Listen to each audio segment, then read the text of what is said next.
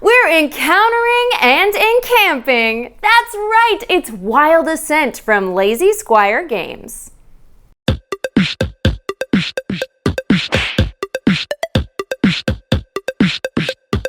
In this tactical fighter / worker placement / resource manager, 1 to 4 players will duke it out against the many ferocious creatures of the wilds. We're setting up the Hunt game mode today, where 1 to 4 players will take on the role of seekers in a cooperative campaign for wealth, glory, and survival. In the survival mode of the Hunt, the seekers must live through 10 seasons of the Hunt in order to retire with their earnings and win the game. Setup begins with the selection of the seekers. The Hunt mode always includes 4 seekers, no matter your player count. So if you have less, assign multiple seekers to players as needed. If you have more, you're gonna have to share, so duke it out. More on the seekers and their abilities shortly. Next, place the encampment board near the center of the table along with the encounter board. Shuffle the worker cards and reveal 3. Players choose 1 to add to the encampment, then shuffle the remaining 2 into the worker deck, placing it nearby. Players then select their starting buildings by taking 3 level 1 building tokens, placing 1 on the barracks and the other 2 on buildings of their choice, either the Temple of Vil, the Workshop, Seeker's Den, or Creature Pens. Place the Season token on the 1 space of the encounter board. Next, separate and shuffle the Scout cards by threat level, which is marked by the dots in the middle section. Then take the Threat 1 cards and reveal 2. Players get to select 1 and prepare that encounter. Each Scout card has a name, threat level, environmental effect, and list of prey. Take the associated creature based on the threat level and add creatures as indicated on the prey section, drawing additional ones from the remaining wild creature cards, separated by threat level, discarding any duplicates. In this case, we've drawn Goliath, so we'll take the threat level 2 Phoenix, and we'll draw 3 threat 1 creatures. Once all creatures have been selected, combine and shuffle all the instinct cards for the creatures together into 1 deck. Then shuffle the encounter deck and draw 1 card. This number indicates the setup for the encounter board. See page 14 in the rulebook for each particular setup. We've got Lost Seeker, so we'll place creatures, seekers, and obstacles in these positions as listed in the rules. Finally, take the health trackers for all combatants and place them based on their current health value onto the board. Gameplay occurs in seasons, each divided into 2 phases. You got your encounter and your encampment. First up, in the encounter phase, seekers and creatures duke it out over a series of rounds, alternating activations on each side, beginning with the team listed in the encounter setup. When activating a seeker, the player may move up to their speed value and then take 1 action, which ends their movement. Then they place an exhausted token on their seeker card to show they've gone this round. More on action specifics in just a second. To activate a creature, draw a card from the shuffled instinct deck and resolve it.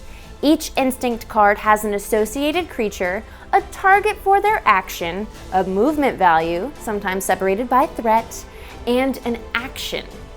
After all seekers and creatures have activated, a round ends. Discard exhaust tokens and start a new round with the team that activated first previously. Okay, let's look at the stats and actions of the game. Each seeker has a name and art, speed and movement type, either normal, swift, or flying, health, attack information, range, damage, and attack dice, physical and magical defense values, skills, and unlockable skills.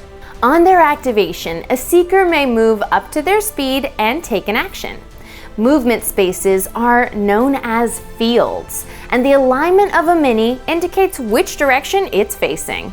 The space directly forward of a mini is its front. The adjacent fields next to the front are their frontal arc, and the space directly behind them is their back. When moving, a character can move up to their speed in fields either forward or left or right. Swift movement characters may travel diagonally, and flying characters can pass over other minis. Minis may rotate to orient their movement or attacks at the cost of 1 speed in the round. Once they've moved, a seeker then takes an action.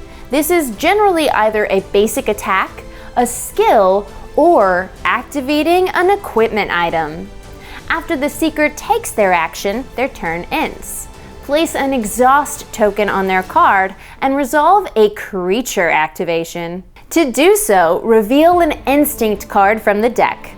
If the creature has already been defeated, discard it. And if it has been captured, it deals 1 damage to any seekers capturing it. Otherwise, resolve it by assessing the movement, the target, and the action. All of these values apply attacks and effects in the same way that seekers do. Targeting is the more specific criteria and includes various keywords in case multiple targets are in range. A few key concepts to understand for all of these. Attacks have a range, the number of fields away the target can be in an uninterrupted line. They all do a base damage, either physical or magical, that will then be modified by the attack dice, either hits or hits and special skill effects. Damage is reduced by the defense value of the creature being attacked, again, physical or magical. Damage is tracked on the board, and anytime a creature reaches 0 on the health track, it is slain, or downed in the case of some seekers. Some obstacles on the board provide cover, interrupting line of sight, or increasing defense values. See page 14 for all the specific details on cover. Skills have a type: special, which activate when rolled, passive, which are always active, defensive, which trigger when a seeker is attacked, and active, which requires an action to activate. Seekers can capture creatures at half health or less. Seekers must use an action to attempt a capture activation while adjacent to that creature. They take 1 damage and place a capturing token on the board between the minis. If they can sustain this action for multiple activations until enough capture tokens equal to the creature's threat level +1 have been placed, the creature is captured. Multiple seekers are able to help capture the same creature. A number of status effects and abilities like knockback and summoning can alter the game in exciting ways. Additionally, positioning can be key. The back space of a mini provides an additional 2 damage when attacking from that direction. Check the rulebook for other awesome keywords and effects. The encounter phase continues until either all creatures have been captured or slain, or all the seekers are downed, in which case they'd lose the game. But if they emerge victorious, they receive resources and captured wild creature cards based on the monsters defeated, where I assume they are put into a zoo with really nice accommodations. Next, in the encampment phase, seekers take their rewards and upgrade their options. Each seeker has 5 actions in the encampment phase, each taking 1 at a time. These include healing at the Temple of Vil, 1 action to heal 2 health. Crafting at the workshop, 1 action to craft equipment using resources. Hunting at the Seeker's Den, where 2 to 4 seekers each spin an action to roll attack dice and gain resources based on the results. Scouting, where 2 seekers spend 2 actions each to draw 2 scout cards and select 1 to start a new encounter. This will end the encampment phase. And travel to the Silverstrim, which opens up a bevy of new options including selling creatures, hiring workers, trading resources for equipment, purchasing new buildings, or upgrading existing ones. Once all the seekers have used their 5 actions, a new season begins. Various seasons add and remove different scout cards, reflecting the chaotic nature of the wilds. Be sure to scout during the encampment phase though, otherwise an encounter doesn't occur and a new encampment phase begins at the start of the season.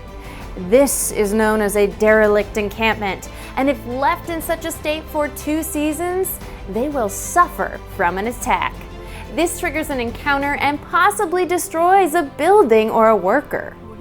Play continues through the seasons, with Seekers fighting creatures, trading resources, and gaining glory.